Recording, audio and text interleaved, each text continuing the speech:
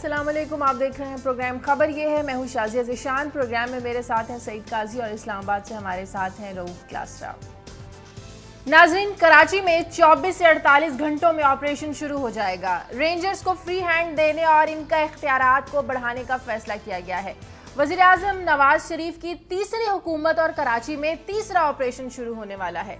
कराची में रेंजर्स की निगरानी में ऑपरेशन तो हो रहा है, लेकिन सवाल यह है कि ये ऑपरेशन सूदमंद कैसे हो सकता है, क्योंकि वहां के शहरी रेंजर्स की कारकर्दगी से मुतमईन नहीं है। वज़ीर आज़म का 2 रोज़ा दौरा क्या उम्मीद की एक नई किरण है? क्या सिंध हुकूमत वफाक की मदद से कराची के हालात ठीक करने में कभी कामयाब हो पाएगी? आज हम इस पर बात करेंगे और साथ ही हम बात करेंगे सदर पाकिस्तान आसिफ अली जरदारी को आज अलविदाई ज़ोहराना दिया जाएगा वज़ीर आज़म की जानिब से। ऐवान सदर में गुजरे 5 साल किस तरह उतार चढ़ाव का शिकार रहे, क्या खोया क्या पाया ऐवान सदर ने, इस पर आज हम बात करेंगे। साथ ही हम बताएंगे आपको कि तहाइफ और घड़ियां ऐवान सदर, उनके स्टाफ, विफाकी वुज़रा या वुज़रा आज़म को नहीं मिलती, बल्कि सऊदी हुकूमत की जानिब से एक घड़ी रऊफ क्लासरा साहब को मिली। रऊफ क्लासरा साहब ने इस घड़ी का क्या किया, आज खुद ही क्लासरा साहब अपने ही बारे में एक स्कैंडल आपसे डिस्कस करेंगे। क्या कहानी है इस घड़ी की, क्लासरा साहब खुद ही हमें बताएंगे। लेकिन इससे पहले कि ये 3 अहम खबरें हम आपके साथ शेयर करें, रोजाना की तरह खबरें लेंगे क्लासरा साहब और काजी साहब से।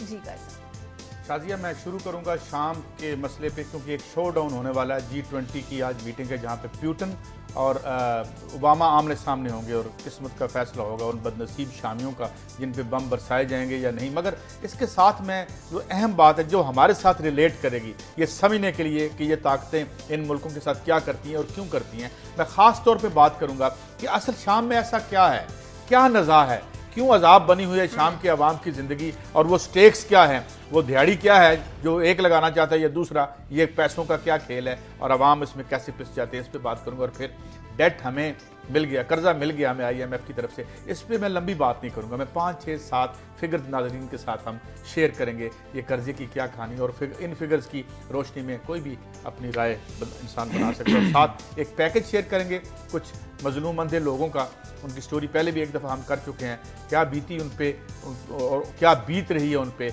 जब हमारी हुकूमतों की जो प्रायोरिटीज़ कुछ और हों तो अवाम कैसे खार होते हैं। इस एक पैकेज से हमें शायद इज्तिमाई तौर पे भी एहसास हो जाएगा कि हम लोगों के साथ क्या करते हैं। ठीक है, क्लासरा साहब के पास चलते हैं। क्लासरा साहब, अपना एक स्कैंडल तो आपको डिस्कस करना ही है आज, इसके अलावा आज आप क्या बताएंगे?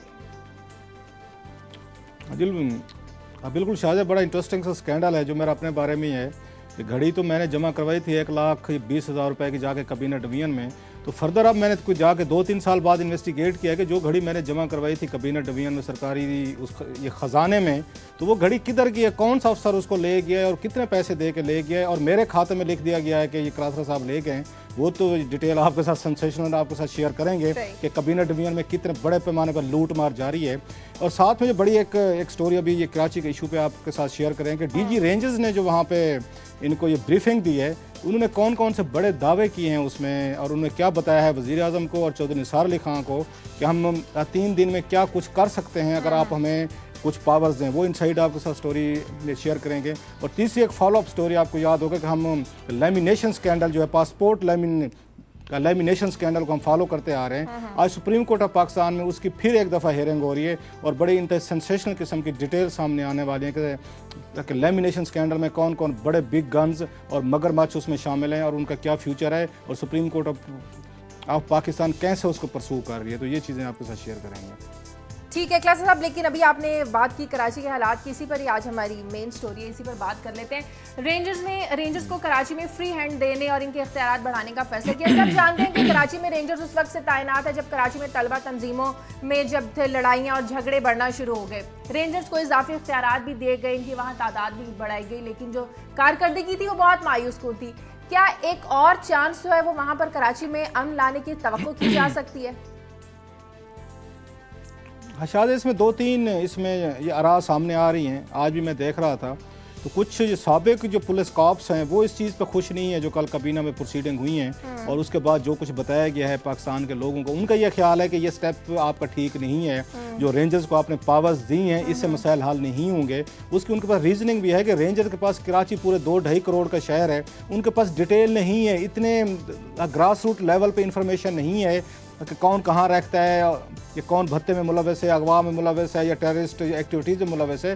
वो ये समझते ये काम पुलिस ही कर सकती थी। और पुलिस को सिर्फ जो वहाँ पे रिक्वायर्ड था, एक अच्छा पुलिस कॉप चाहिए था, उनको एक अच्छा बॉस चाहिए था जो उनको ऑर्गेनाइज करे और पुलिस में आके दोबारा कॉन्फिडेंस उनमें पुट करे।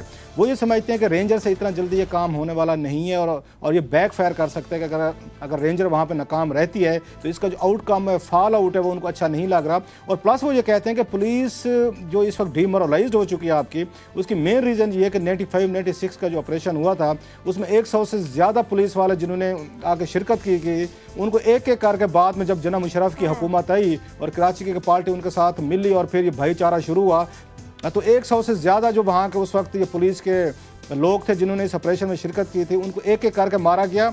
और सबसे बड़े अफसोस की बात यह है कि उसमें जो उनकी फैमिलीज़ थी, उनके बच्चे थे, उनके बेवाएँ थीं, माँ बाप थे, ना स्टेट ने उनका ख्याल रखा है कि उनका क्या बना है, उनका गुजारा कैसे हो रहा है, ना सिविल सोसाइटी ने कभी ख्याल किया कि जिन्होंने अपनी कराची के लिए जाने दी थी आज वो लोग किधर हैं, उनके बच्चे कहाँ हैं, कौन से स्कूलों में हैं, वो नहीं है, सड़कों पे हैं, कोई रोज़गार है या नहीं है। हाँ, सो इसकी अदम मौजूदगी में ये जो स्टेप्स हैं वो समझते हैं कि बगैर पुलिस के कोऑपरेशन के और पुलिस को कोई ना कोई उसमें इंजेक्ट किया बगैर पावर, उनमें मोरल, आप कराची के रिजल्ट्स नहीं ले सकते। अच्छा काई साहब, 92 में भी ऑपरेशन हुआ, 98 में भी महदूद पैमाने पर ऑपरेशन हुआ, बेनज़ीर भुट्टो के दौर में भी ऑपरेशन हुआ। आप नहीं समझते जितने भी ऑपरेशन हुए ये सब सियासत की नज़र हुए? देखिए जी, सियासत की नज़र पहले तो ये बात करें ना कि जिन्होंने जो फैसला हुआ उस पर बात करें। पुलिस पे इल्ज़ाम है कि वो पोलिटिकली भर्ती हुई है, वो भी अक्यूज़ होगी। रेंजर्स के हवाले से मैं आज एक बड़े अंग्रेजी अखबार में पढ़ रहा था, बरमला लिखा हुआ था कि न जाने किसके कहने पे रेंजर्स ने जो है वो जो ANP के गैंगस्टर्स हैं उन्हें डिसलॉज करके तो जो पब्लिक जो पीपल्स लियारी वाले जो हैं, पीपल्स अमन कमेटी, उनको क्यों लेके आ गए। ये पॉलिटिकल पार्टीज जो हैं वो एक दूसरे पे बड़ खुल के कहती हैं जनाब इनके भी गैंग हैं। अब ये कोई it's an open secret, everybody talks openly about this, हर कोई आम बात कर ये करे। रेंजर्स भी वही है, पुलिस भी वही है, तो भाई फिर क्या तब्दीली आई। ये जो हम मीडिया वाले कल से शोर मचा रहे थे, ये हो गया वो हो गया, ब्रेकिंग के बाद एक ब्रेकिंग दूसरी ब्रेकिंग चल रही है, तो जवाब क्या निकला कि 2 दिन बाद ऑपरेशन करेंगे। चलें, बड़ी मेहरबानी, एक तो हमें भी इतला दे दी चौधरी निसार अली खान साहब ने, उनको भी दे दी इतला जिनके खिलाफ होना है कि भाई आ रहे हैं 2 दिनों में, आप भी अपने जरा दाएं बाएं हो जाएं या कुछ कर लें। तो मेरे ख्याल में ये टाइम फिश है, ये कुछ नहीं। लोगों को बहुत ज्यादा एक हमने हाइप और नहीं क्रिएट करनी चाहिए थी, सरकार को भी ये हाइप नहीं, मतलब गवर्नमेंट को भी ये हाइप नहीं क्रिएट करनी चाहिए थी। अब मसला ये है कि वही पुलिस, पहले कल खबर आई कि जी चीमा साहब को जो है वो लगा रहे हैं। चीमा साहब एक मुतनाज़ा आदमी हैं, जो जिस तरीके से बयान आ गया शर्जील मेमन साहब का कि जी मुस्लिम लीग नून के हैं, वो कह रहे हैं, हम तो नहीं कह रहे। और इधर कुछ लोगों का ख्याल था वो बड़े अबव बोर्ड हैं और बड़े ये हैं, खलासर साहब ने भी उन पर स्टोरी की थी, फिर सुना है उनका नोटिफिकेशन वापस हो गया। ये तजब्जुब की कैफियत है। तीसरी बात मैं इसमें ऐड करना चाहता हूँ कि इसको वही तोड़ सकेगा जो एक प्रोग्राम में नशर हुई है खबर कि 83 करोड़ रुपया शाम तक यहाँ से इकट्ठा होता है कराची से। ये हुआ, इसको कोई कंट्राडिक्ट नहीं किया किसी ने, इसकी कोई तरदीद नहीं आई। तो अब इसको वही तोड़ सकेगा जिसका इस 83 करोड़ रुपए से कोई लेना देना ना हो। वरना जो है, अच्छा मैं ये नहीं कहता कि मुस्लिम लीग का तो कोई लेना देना इस 83 करोड़ से नहीं है ना, वो तो कराची में उसकी गवर्नमेंट भी नहीं है, लेकिन ये है कि ये जो इसमें एक ऐसी लीडरशिप चाहिए कि जो इस सरमाए से टकरा सके। इनमें है ताकत या नहीं, वो मुझे ब्रेक लेनी है नाज़रीन, ब्रेक के बाद वापस आते हैं, इसी पर बात करते हैं।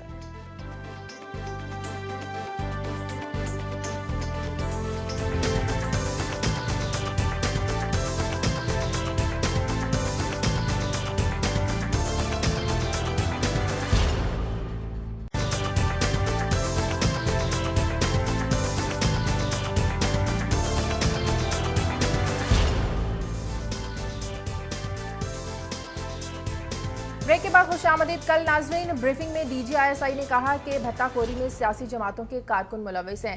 क्लास साहब, DG रेंजर्स कल इस बात की यकीन दहानी मांग रहे थे कि हमें इस बात की यकीन दहानी कराई जाए कि अगर हम किसी को पकड़ते हैं तो सियासी जमातें शोर ना मचाएं।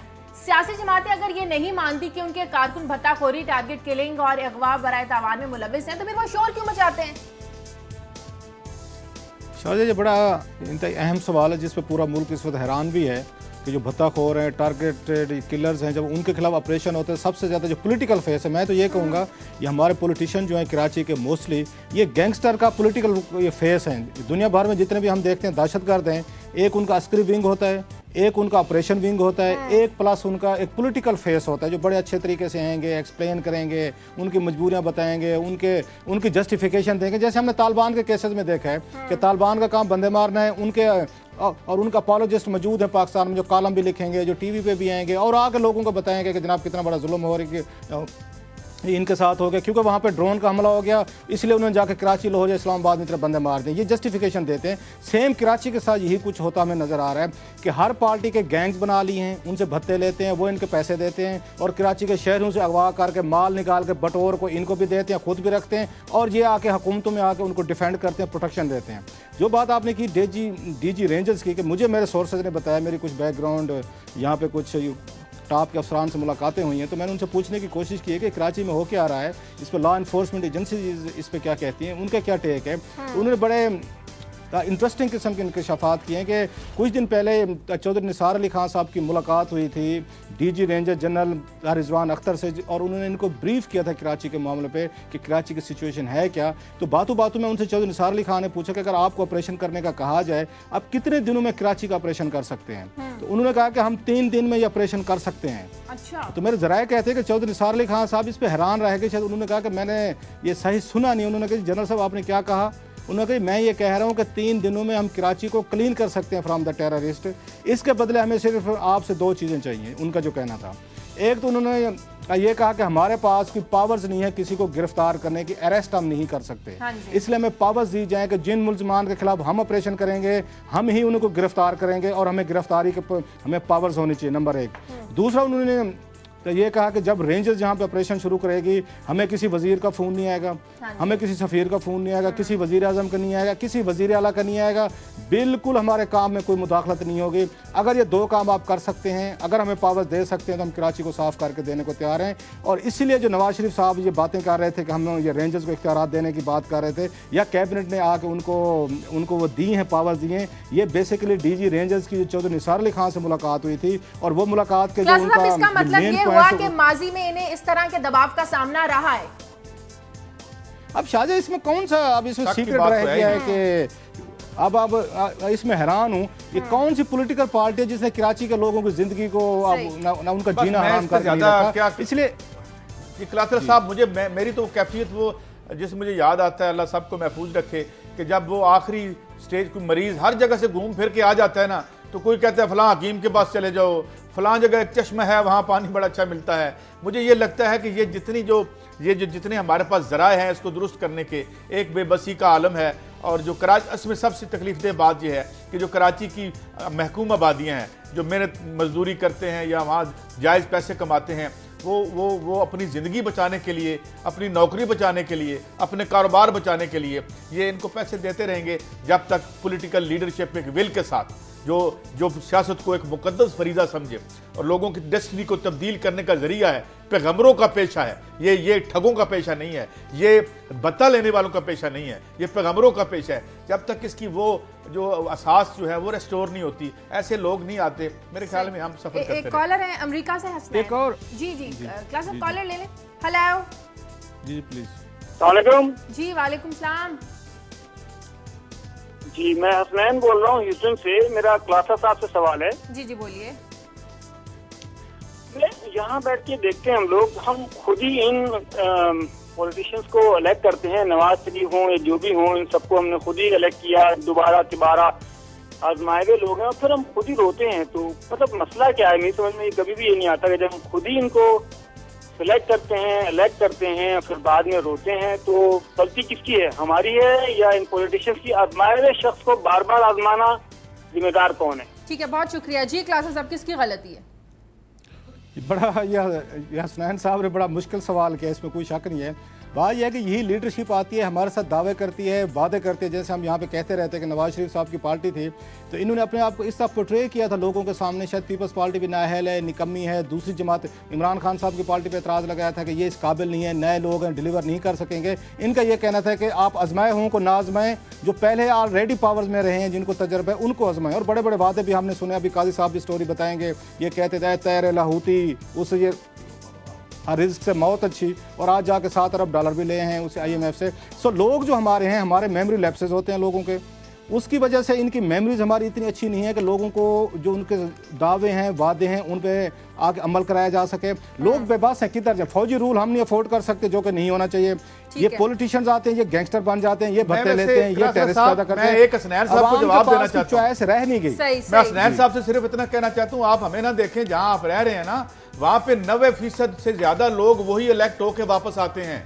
सरमाए से जुड़ी हुई जमहूरियत में हजूर नाई मोची या मेरे जैसा गरीब साफी नहीं खड़ा हो सकता।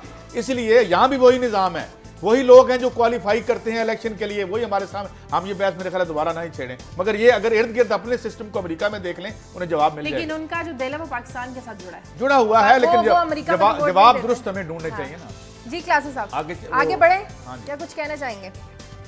मैं उस पर कह रहा था कि लास्टली ये कराची सिचुएशन पे जो बात मैं करना चाह रहा था कि एक और भी एतराज सामने आ रहा है कि जिन लोगों की वजह से जो मसले का वो हिस्सा थे, जिनकी वजह से मसला पैदा हुआ है, उन्हीं को दोबारा कराची के लिए कमेटी बनाएगी। मसलन जो पॉलिटिकल लीडरशिप है, ऑफ कोर्स वो इसके रिस्पॉन्सिबल है। 5 साल एमकेएम और पीपल्स पार्टी की एएनपी की हुकूमत रहेगी, अब वो ओवरसी करेंगे सारे ऑपरेशन को। ऐसे जो पुलिस के चीफ हैं, उनकी नाकामी सामने रही है, वो भी नाकाम रहे कराची को ऑपरेट करने में। और तीसरा अगेन रेंजर्स के हवाले से हम बात करते हैं, हम रेंजर्स को डिमोरलाइज नहीं करना चाहते इस वक्त, पर्टिकुलर जब ऑपरेशन में जा रहे हैं उन पर इस वक्त हम तनकीद नहीं करना चाहते, उनकी भी नाकामी अपनी जगह पे होंगी। अच्छा, इसलिए देखना यह है कि वो प्लेयर्स जो पॉलिटिकल हैं, जो रेंजर्स के हैं या पुलिस के हैं, जिनसे अब तक कराची नहीं संभला था, क्या वो इस काबिल हो सकेंगे दोबारा एक नए सिरे से बैठ के कराची को संभाल सके? So it's a big question कि हम चाहते हैं कि रेंजर्स जब दूसरे इदारे कामयाब हों, हम ज्यादा क्रिटिकल नहीं होने चाहते। लेट्स सी कि इसमें से रिजल्ट्स क्या निकलते हैं। मोराल जो है वो हमें बुलंदी रखना चाहिए। आगे बढ़ते हैं क्लासेस साहब, सदर पाकिस्तान आसिफ जरदारी ऐवान सदर से रुखसत होने वाले हैं, आज अलविदाई ज़ोहराना भी दिया जा रहा है। कैसे देखते हैं इन 5 सालों को? ऐवान सदर जो है वो किन उतार चढ़ाव का शिकार रहा?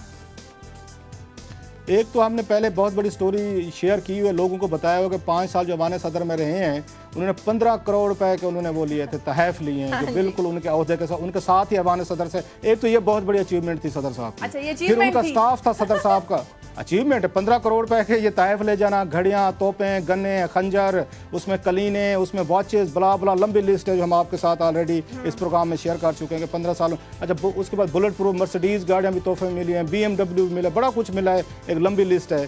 एक चीज़, दूसरा जो उनके साथ स्टाफ था जिसने 5 साल सर्व किया, वो भी करोड़पति बन के गए हैं इन्हीं तहफ की वजह से। और उसमें हमने कल जो बात की थी, उनके military secretary, deputy military secretary, ADCs वगैरह, वो 1 करोड़ रुपए से ज़्यादा की घड़ियाँ वो लेके गए हैं वहाँ ऐवान सदर से तहफ के तौर पर, जो उनको तोहफे मिलते। एक तो ये बहुत बड़ी अचीवमेंट थी। तो आपको भी मिला है तकरीर बड़ी हाँ, मैं उससे ये तोहफे का जो स्कैंडल है वो आपके बाद थोड़ी देर में मैं आपके साथ शेयर करता हूँ कि जो मुझे घड़ी मिली थी उस घड़ी का स्कैंडल क्या बना है, वो तो आपके साथ शेयर करते हैं अभी उसकी डिटेल डॉक्यूमेंट्स के साथ। जो आज बड़ा इंटरेस्टिंग तकरीर की सदर साहब ने, वो तकरीर बड़ी इंटरेस्टिंग है। उसमें काजी साहब के मेरा ख्याल मतलब की बातें, मैं 2-4 इनको टीजर फेंकता हूँ, बाकी काजी साहब से लें। उन्होंने ये फरमाया सदर साहब ने कि हमें आइंस्टाइन बनना चाहिए।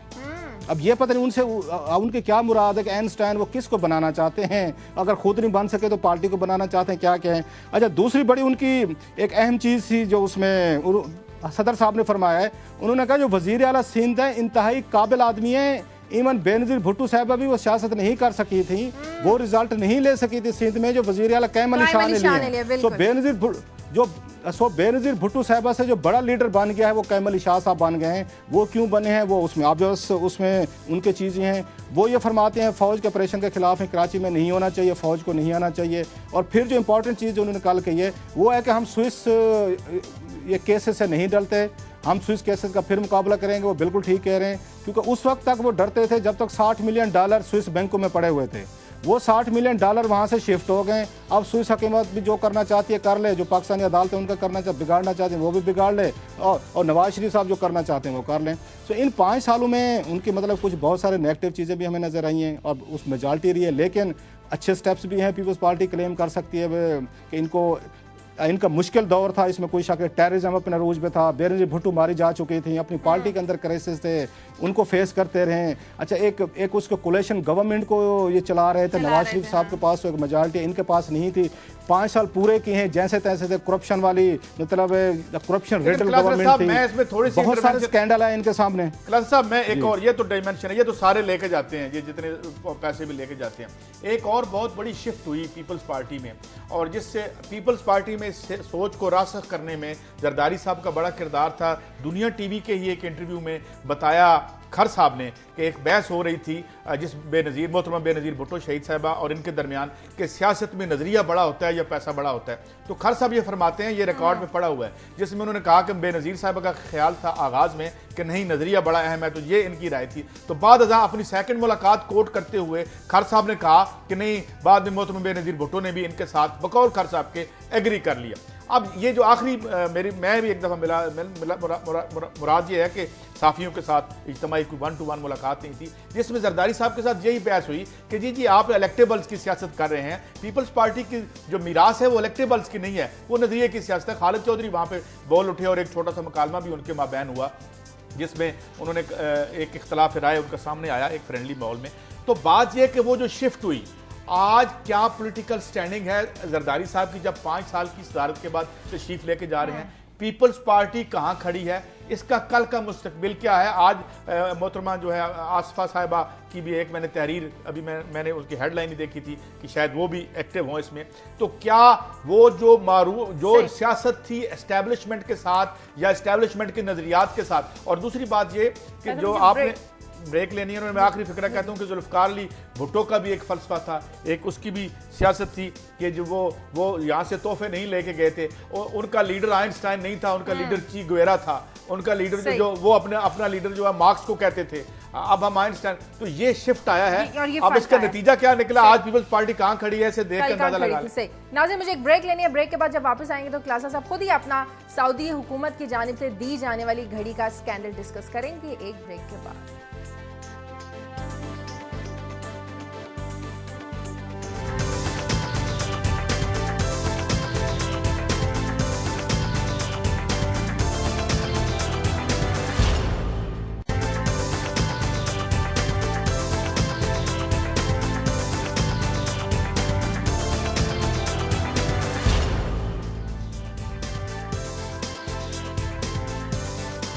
ब्रेक के बाद खुशामदीद। हांगकांग से कॉलर है जुल्फकार।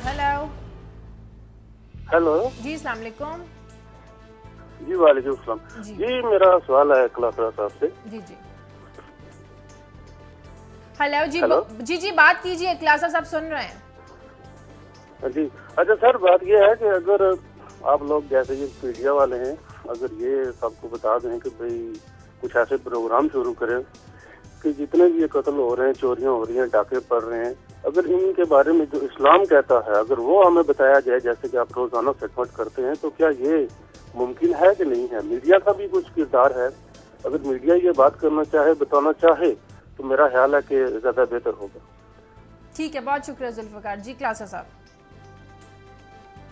को हम इतना ही मतलब उस पर मुद्दबाना कह सकते हैं कि पाकिस्तान में इन्होंने इस्लाम जैसे इतने अजीम मज़हब के साथ जो हमने मतलब हमारे जैसे गुनाहगार लोगों ने जो उसका वो काम किया हुआ है कि 40-50 हज़ार जो बंदा मारा गया है दहशत गर्दी में, वो इन लोगों ने इस्लाम का नाम उसको एक तरह का मिस यूज़ करके किया। मतलब उसमें क्या हमारे लोगों को पता नहीं, किसके पास तलीम नहीं है इस्लाम की, हमें बेसिक इन्फॉर्मेशन है, हम घर से पैदा होते हैं थोड़ी, उसके बाद अजान हमारे कान में दी जाती है, नाम हमारा सपोज मुसलमानों वाला रखा जाता है, उसके बाद हम स्कूल में जाते हैं, सबसे पहले इस्लामियात हमें पढ़े जाते हैं, घर से पढ़े जाते हैं, हम नमाज के लिए जाते हैं, उसके बाद मस्जिद में जाते हैं, मदरसे में जाते हैं। हमसे बेहतर कौन जानता होगा कि इस्लाम क्या है और इस्लाम कितना बड़ा पीस का मजहब है और क्या क्या आके चीज़ें सिखाता है। इस्लाम के नाम पर तो सारी दहशत गर्दी हो रही है, बात करते हैं तो कहते हैं आप लोग इस्लाम को, इसलिए इस्लाम को तो इन्होंने कारोबार बना लिया, वो लोगों को मारने का कारोबार हो। वो जो बड़ा फिल्मी एक डलाक काजी साहब, आप नाम उनका खुद लीजिएगा, जो एक्टर थे, मुझे नाम बाज़ दफ़ा इस तरह नहीं याद रहते, उन्होंने कहा था चोरी मेरा पेशा, नमाज मेरा ईमान। ये हिसाब बन चुका है हमारा यहाँ पाकिस्तान में, हम चोरी भी करते हैं और साथ में नमाज भी पढ़ते हैं। कुरान में से कोट का सूरा बकरा है गालिबन के बेच देते हैं हमारी आयात को मामूली इनामों के एवज, और बस अपने पेटों में अपने मफादात के लिए इस्तेमाल करना शुरू वाले हैं। ये क्या ठीक करेंगे? चलते हैं मेरे ख्याल में। क्लास साहब आपकी खबर की तरफ आते हैं, जरा अपना स्कैंडल हमें बता दीजिए। सऊदी हुकूमत ने जो घड़ी दी, क्या किया आपने उस घड़ी का, कितने की घड़ी थी? ये बड़ा इंटरेस्टिंग चीज़ है, वो मैंने आज अपने कॉलम में भी ये बात लिखी है, ये मैं डॉक्यूमेंट सरकारी खोल रहा हूँ सारे आपके सामने स्क्रीन पे, कि वो कहते हैं ना जवाहरलाल नेहरू जब अपनी ऑटोबायोग्राफी लिख रहे थे, बड़ा खूबसूरत कमेंट लिखा था उन्होंने कहा था कि ऑटोबायोग्राफी लिखना जी दुनिया का सबसे बड़ा मुश्किल काम है, मतलब अपने बारे में लिखना। आप अपनी तारीफ करते हैं तो लोगों को तकलीफ होती है, अगर आप अपने ऊपर तनकीद करते हैं तो अपने दिल को तकलीफ होती है, तो आप लिहाजा कोई हाल समझ नहीं आता कि क्या किया जाए। अपने बारे में बात करना थोड़ा ये मुश्किल है कि यहाँ पे सऊदी अरेबिया हुकूमत की तरफ से एक सरकारी एक ट्रिप पे घड़ी मिली थी ये मुझे मिली थी। तो उस वक्त वज़ीर आज़म साहब के प्रेस सेक्रेटरी थे, आजकल लंदन में मिनिस्टर प्रेस हैं, शबीर अनवर साहब, उनका मुझे फ़ोन है। उन्होंने कहा जी क्लासा साहब आपको एक घड़ी मिली है, या और उसके तोशा खाना के कवानीन ये कहते हैं कि या तो आप अपने पास रख लें, रखना चाहते हैं तो मखसूस परसेंटेज है वो अदा करें, या दूसरी शक्ल ये जाके इसको जमा करवा दें। मैंने वो घड़ी उठाई और चला गया था। अब्दुल रऊफ़ चौधरी साहब थे, कबीना के सेक्रेटरी थे और बड़े ऑनरेबल और बड़े ईमानदार, बड़े अच्छे ऑफिसर हैं अब्दुल रऊफ़ चौधरी साहब। उनके पास गया, उनको मैंने घड़ी दी, मैं कि सर ये घड़ी है तो ये मैं जमा करवाना चाहता हूँ। और उन्होंने मुझे कहा जी कि हमारे पास कवानीन मौजूद हैं, आप कोई घड़ी रखना चाहते हैं तो 10% इसका दें और घड़ी रख लें। मैंने कहा सर कि मेरा कारोबार यही है कि मैं तो सारी की सारी खबरें करता रहता हूँ और ये तोशा खाने रिलेटेड सारे इश्यूज़ हैं, स्कैंडल हैं, कौन क्या ले गया, खा गया, पी गया, किसके पास क्या कुछ किया। तो अब ये बड़ी बुरी बात होगी कि जब मेरा टाइम आया है कि मैं टेम्पटेशन को उसको रेजिस्ट करूँ तो मैं उस वक्त घड़ी रख लूँ। तो मैं तो नहीं रखता बिल्कुल, हो सकता है मेरा जी चाह रहा हो रखने को, लेकिन तो मेरी प्रोफेशनल कमिटमेंट ये कहती है कि ये घड़ी मुझे वापस कर देनी चाहिए, ताकि कल जब मैं तहफ़ की बात करूँ, इस तरह स्कैंडल सामने ले आऊँ, तो कम अज़ कम मेरा जो ना इनसाइड मॉरल है वो उस पर मुतमिन हो। खैर उन्होंने उसकी असेसमेंट करवाई, फिर भी जिद करके उन्होंने कहा इसकी असेसमेंट करवा लेते हैं, देख तो लें। तो घड़ी की कीमत जो लगी 1,20,000 रुपये लगी। इसके बाद मुझे एक उनका लेटर आया, यहाँ मोहम्मद अजमल खान साहब थे, सेक्शन ऑफिसर टीके, इनका लेटर मुझे मिला 31/1/2000 को। उन्होंने फरमाया कि हजूर, और साथ में रसीद भी भेजी मुझे आपके, ये चलान रसीद है जो मेरे पास मौजूद है, आप 16,500 रुपये जमा करवाएँ तो घड़ी ले जाएँ। तो मैंने जाकर उनको घड़ी वापस की। मैंने कहा जी मैंने ये घड़ी नहीं रखनी, इन कवानीन के मैं ख़िलाफ़ हूँ, इस तरह की रिवायात के ख़िलाफ़ हूँ, ये स्टेट का पैसा है, ये स्टेट की चीज़ है, घड़ी आप जमा कर लें, चाहे 1,20,000 रुपये की है या 10,000 की है या 5,000 की, घड़ी मैंने नहीं रखनी, आप जमा करवाएं। खैर उनकी मेहरबानी, उन्होंने मुझे दूसरा लेटर जारी कर दिया और वो लेटर की मेरे पास कापी मौजूद है सारी की सारी। उसमें उन्होंने ये कहा जी आपकी जो घड़ी थी 1,20,000 रुपये की, हमने तोशा खाने में जमा कर दिया है, ये रसीद है, आप अपने पास रख लें। सो ये लेटर भी मौजूद हैं, ये रसीदें भी मौजूद हैं, सारी की सारी जो मैंने संभाल के रखी हुई थी। अब मैंने जब ये सारी चीज़ें निकलवाई हैं, स्कैंडल जो पिछले 2-3 दिन से हम ये उस पर ब्रेक कर रहे हैं कि सदर जरदारी साहब क्या ले गए, उनका स्टाफ क्या लेगा, बल्कि आजकल मैं कैलकुलेशन कर रहा हूँ कि पिछले 25 सालों में पाकिस्तान के कितने बिलियन रुपीज़ के तहफ़, ये बिलियंस में हैं, हम आपके साथ फिगर लेके आएंगे, कितने अरब रुपए के तहफ़ जो हैं ये सरकारी, हमारे वज़ीर आज़म, हमारे सदर, वज़ीर और सिविल मिलिट्री, हमारे ब्यूरोक्रेट्स लेके गए। वो डिटेल बड़ी शॉकिंग है। अब जब मैंने वो नाम पढ़ने शुरू किए हैं तो पता ये चला कि एक जगह मेरा अपना नाम लिखा हुआ है। मैं तवक्को कर रहा था कि नाम के आगे लिखा हुआ होगा कि घड़ी इनको मिली थी और घड़ी इन्होंने तोशा खाने में जमा करवा दी थी। उस नाम के आगे लिखा हुआ है कि रऊफ़ क्लासा साहब को घड़ी मिली थी सऊदी अरब से, उन्होंने आके 16,500 रुपये जमा करवाए और घड़ी अपने साथ ले गए। ये वो स्कैंडल है कि आई वॉज शॉक्ड कि मैंने तो जाके घड़ी जमा करवाई थी। अब्दुल रऊफ़ चौधरी साहब गवाह हैं, मेरे पास सारे के सारे डॉक्यूमेंट्स हैं, रसीदें मौजूद हैं। सो मैंने कोई थोड़ा सा वहाँ पता करवाया अपने सोर्सेज से कि ये क्या कहानी है। तो वो हंस पड़े। उन्होंने कहा यहाँ तो कबीना डिवीजन में कारोबार यही चलता है। वो बेवकूफ़ आदमी होता है जो गिफ्ट वहाँ पे जमा करवा दे। कबीना डिवीजन में तोशा खाना के जो अफसरान बैठे हुए हैं ये मसूफ़ करते ही हैं, जितनी परसेंटेज बनती है जिस बंदे की गिफ्ट की वो अपनी जेब से अदा कर देते हैं। 1,20,000 रुपये की घड़ी थी आपकी, 16,000 रुपये किसी एक अफसर साहब ने जमा करवाया और वो घड़ी अपने घर ले गए। उन्होंने कहा यहाँ पे ये खाता चल रहा है, आपकी घड़ी के साथ भी यही कुछ हुआ है, यहाँ पे अफसर साहब को पसंद आ गई थी। इस बात का रिकॉर्ड नहीं है कि वो घड़ी लेकर कौन गया, तो है ना, रिकॉर्ड होना चाहिए, ये होना चाहिए। उसकी जगह क्लास मेरा तो नाम लिखा हुआ है वहाँ पे, लिखा है, लेकिन वो घड़ी बाद में कौन लेके गया इनके नाम पे उसका रिकॉर्ड नहीं। ये वो फ्रॉड है। क्या चोरों का कोई रजिस्टर बनाया कि कौन सा चोर ले गया था, वही इनके नाम दी और ले गए। मैंने इंटीरियर मिनिस्ट्री कल बात की है। मैंने कहा जी मैं उसके बाद डीजी मैंने FIA से मिलना है, उनको ये पूरा स्कैंडल देना है। समीर सईद साहब सुना है कैबिनेट ये सेक्रेटरी हैं, बड़े ईमानदार अफसर हैं, उनके लिए बड़ी चैलेंज है। अब्दुल रऊफ़ चौधरी साहब है, मैंने उनसे मिलना है जो उस वक्त ये कबीना के सेक्रेटरी थे और आजकल फेडरल टैक्स अम्बुड्समैन है। उनको ये सारे डॉक्यूमेंट्स देने के हजूर ये वो घड़ी थी। मसला एक घड़ी का नहीं है, मसला यह है कि एक बंदा आके तोहफा सरकारी ये खजाने में जमा करवा के जाता है और 2-3 साल बाद उसकी पूरी की पूरी लिस्ट में पता ये चलता है कि कोई अफसर साहब हैं 16,500 रुपये दे के वो चले गए। ये कैसे हो सकता है? तो बेहतर ये है ना फिर जिसको मिली है वही ले जाए। तोशा खाने में जितना सामान है वो तो अब तक नीलाम हो चुका होगा। हुजूर आपकी स्टोरी से तो हमें ये अच्छा है वो तोशा खाने में थी वही ले जाए। इस माशरे में कोई इज्जत नहीं है, कोई जगह नहीं है, यही कहा जा सकता है। नहीं, मैं ये कह रहा हूँ कि आप ईमानदार रहें तो भी आपको ईमानदार नहीं रहना चाहिए जाता। मेरी बीवी जो है वो हंसते हुए कह रही थी, मेरी बीवी हंसते हुए कह रही थी जब मैंने सारी चीजें मतलब डिटेल सामने आई हैं, मैंने उसको कहा वो कागज किधर है, उसने कहा हजूर और ईमानदारी कर लें आप तो 1,20,000 की घड़ी दे तो 16,500 रुपए दे के अपने साथ ले गए। इससे अच्छा आप रख लेते। नहीं मैंने तो इसलिए नहीं रखी कि जो मेरे लिए और आपकी कीमती घड़ी से हम टाइम प्रॉब्लम है नहीं आकाश साहब, मसला ये है कि अगर मैं घड़ी रख लेता तो आज ये स्कैंडल में नहीं कर सकता था। ये जो हम स्कैंडल लेके आ रहे हैं, जो मेरे ख्याल में स्कैंडल जाए, नहीं फिर नहीं कर सकते थे। मुझे 1,20,000 की घड़ी की कुर्बानी देनी थी इन खबरों के लिए, इसलिए मुझे कोई प्रॉब्लम नहीं है और होना भी नहीं चाहिए। अगर मैंने भी वो घड़ी रखी होती तो फिर मैं कैसे बता सकता था कि सदर जरदारी साहब के तो यही उनका स्टाफ जो है 1 करोड़ से ज्यादा ले गया। साहब अगर ये आपको दाद देना दे, मैं और काजी साहब जरूर देते हैं। वो दाद तो हम दे रहे हैं, लेकिन ये घड़ियां अगर चोरी ना होती से ज्यादा क्लासर साहब, ये घड़ियां चोरी ना होती तो इस मुल्क पे जो बुरी घड़ियां आई हुई हैं कैसे आती?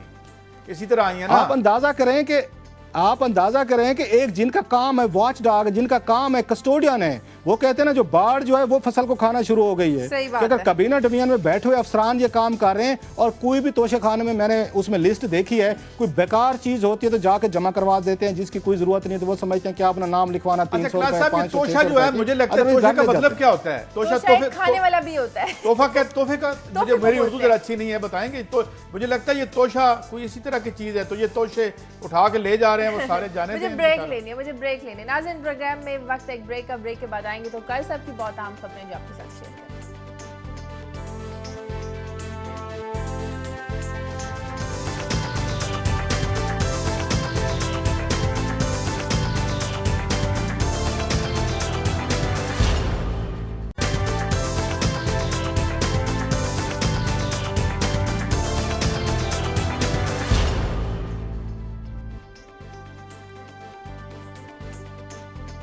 वेलकम बैक नाज़रीन जी, कैसे आपके खबरों की तरफ बात करें? जी, मैं शाम पे बात करूंगा, मगर स्टोरी नरेट करने से पहले मैं जॉर्ज गैलवे जो एक मेंबर पार्लियामेंट है बरतानिया में, उनकी कल मैं एक स्टेटमेंट पढ़ रहा था, तो मैं अंग्रेजी में उर्दू में पेश करता हूँ कि अलकायदाज फुट ऑन ग्राउंड, कि अलकायदा ज़मीन पे जंग लड़ रही है, US Israel providing air cover, और अमेरिका और इजराइल उसको एयर कवर दे रहे हैं। व्हाट अ कोलिशन, किस कमाल का फौजी इत्तेहाद है। तो एक तो ये बात, इसी पे बात खत्म करेंगे, मगर ये आखिर कजिया क्या है? हम इससे पहले ये स्टोरी कर चुके हैं कि केमिकल वेपन्स तो कोई इशू नहीं अमेरिका के लिए।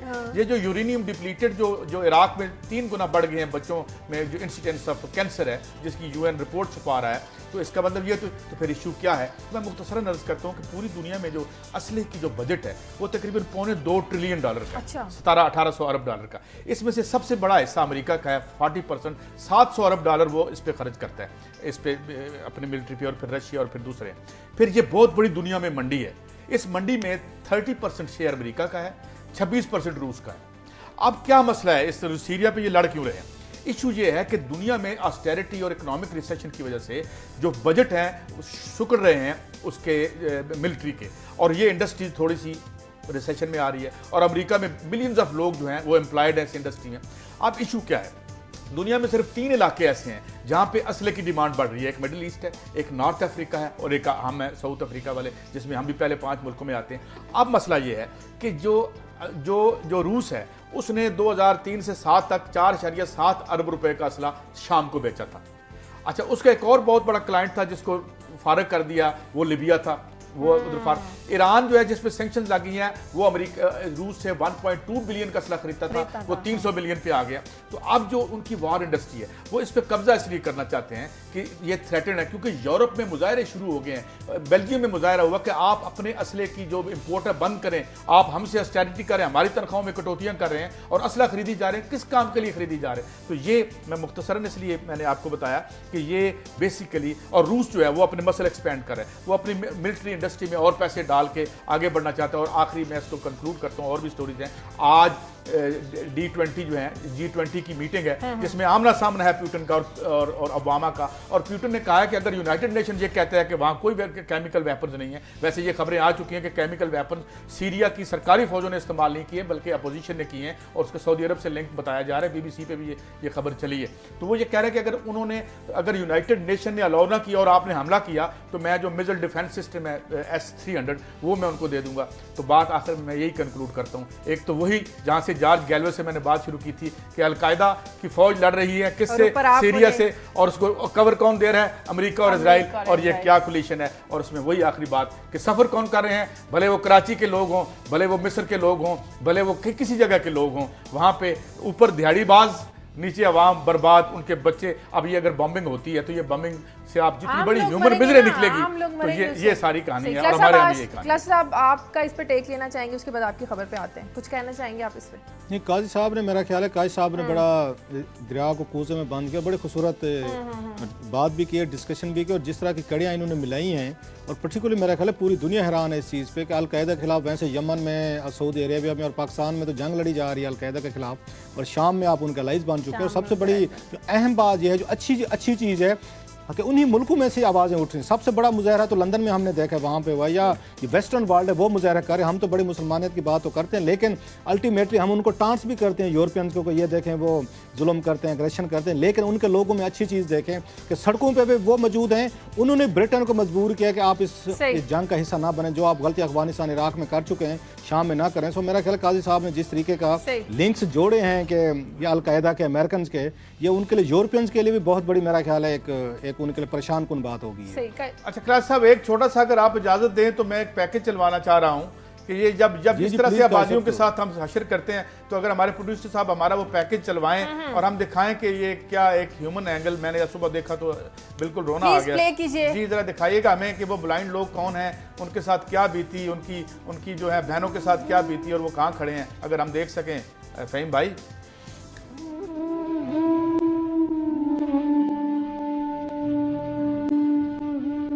कानून अंधा होता है और इंसाफ की आंखों पर पट्टी बंदी होती है, इसलिए ये तीन मजबूर नाबीना इंसाफ के लिए अंधेरों में भटक रहे हैं।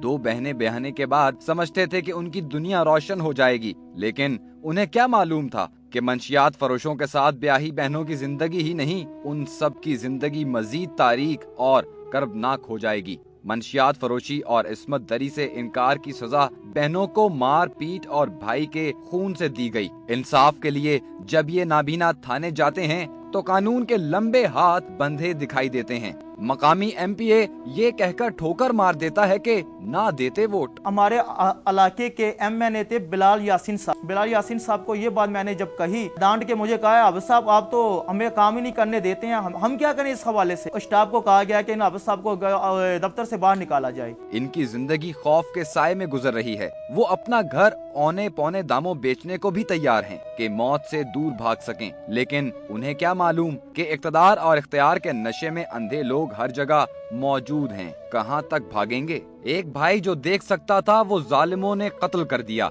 जो दूसरा देख सकता है उसे भी कत्ल की धमकियां दे रहे हैं। जिंदगी मौत तो खुदा के हाथ में है। इनकी फरियाद तो अब फकत इतनी है कि वादे के मुताबिक इनको कोई रोजगार ही मुहैया कर दिया जाए, ताकि वो फाका कशी पर मजबूर ना रहें और 2 वक्त की रोटी सुकून से खा सकें। मैं और मेरा छोटा भाई मीनार पाकिस्तान में जब वजीर आला साहब ने कैंप लगाया था, वहाँ हम लोग गए थे। मैंने कहा कि सर हम लोगों को जॉब चाहिए। उन्होंने कहा बेटा ये तो मिल गई हैं, सर पे हाथ फेर के, तो और कोई मेरे लायक हुक्म करें, आप वो काम बताएं।